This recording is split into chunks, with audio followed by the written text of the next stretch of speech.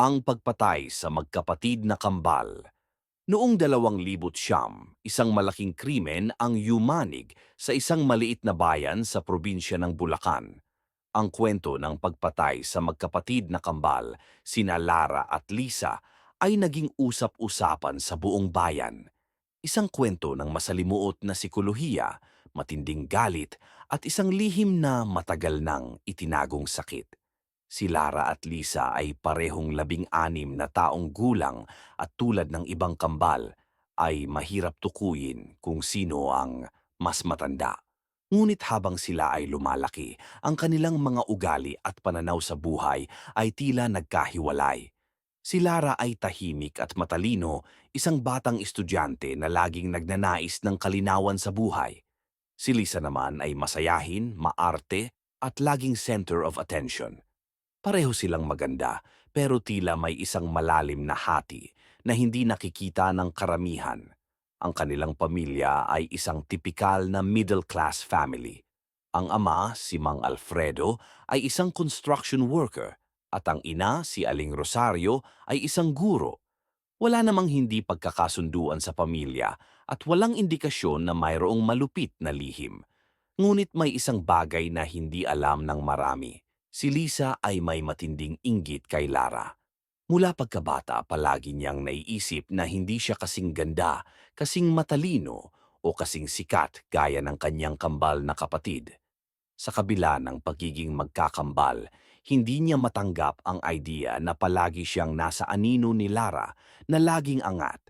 Sinimulan niyang magtanim ng galit at puot sa puso niya. Noong gabing iyon ng Oktubre, habang ang buong baryo ay tahimik at abala sa paghahanda para sa fiesta, isang matinding kaguluhan ang nangyari sa bahay ng pamilya. Nagkaroon ng matinding pagtatalo ang magkapatid, isang eksena na hindi inaasahan ng kanilang mga magulang. Sa loob ng kwarto ni Lara, narinig ni Aling Rosario ang malalakas na sigawan. "Wala na akong pakialam. Dapat ikaw ang mamatay," sigaw ni Lisa. "Ikaw ang laging may gusto, laging ikaw ang pinipili." Dagdag pa nito, ang matinding galit at inggit na matagal nang kinikimkim ni Lisa ay sa wakas ay napuno. Hindi na niya kayang itago pa ang sakit na dulot ng pagiging laging pangalawa. Sumunod na ang isang malalim na katahimikan. Pagpasok ni Aling Rosario sa kwarto ng kambal, natagpuan niya ang isang nakakatakot na eksena. Si Lara ay nakahandusay sa sahig, duguan at walang malay.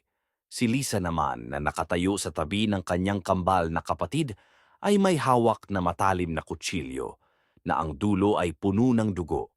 "Anak, anong ginawa mo?" tanong ni Aling Rosario. Ang boses ay puno ng takot. Si Lisa, na may mga mata na parang wala ng kaisipan, ay tinitigan ng kanyang ina at sinabing, "Matagal ko nang gustong mawala siya. Lahat ng galit ko, lahat ng inggit ko, natapos na. Hindi na ako magpapalugit sa kanya." Ang mga magulang ng kambal ay hindi nakapagsalita. Si Mang Alfredo ay mabilis na dinala si Lara sa ospital, ngunit huli na.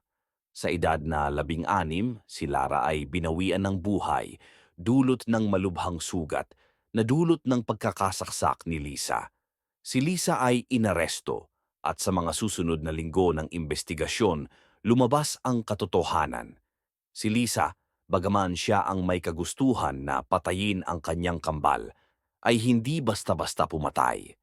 Sa mga sessions ng psychiatric evaluation, natuklasan na si Lisa ay may borderline personality disorder at matinding narsisistikong tendensya.